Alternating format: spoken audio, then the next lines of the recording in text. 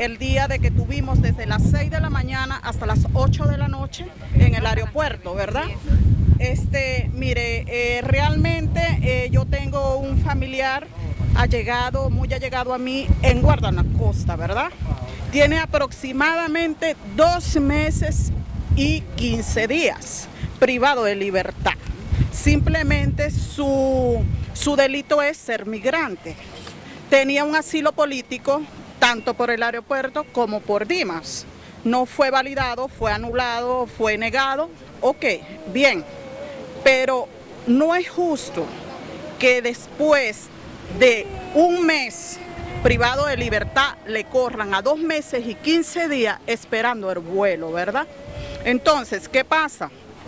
Ya está sufriendo de nervios, ya tiene mucha alteración, insomnio, no duerme bien, no come bien, duermen en el piso, en colchonetas, que eso no está bien, ya le está dando asfixia porque se le tapa mucho la nariz. De hecho, ayer descubrieron un caso de virus de un chico que está allí también detenido. Entonces, yo llamé a Guardanacosta, yo llamé para pedirle al director que por favor me lo deje salir bajo garante. Ya todos nos vamos a regresar a nuestro país, porque lamentándolo mucho, entendemos que acá hay que tener su legalidad. Ok, no hay chance, no hay problema, entendemos, tienen sus leyes y hay que respetarlas.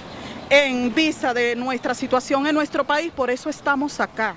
Pero ya no se puede y ya esto es una xenofobia que nos tienen a todos.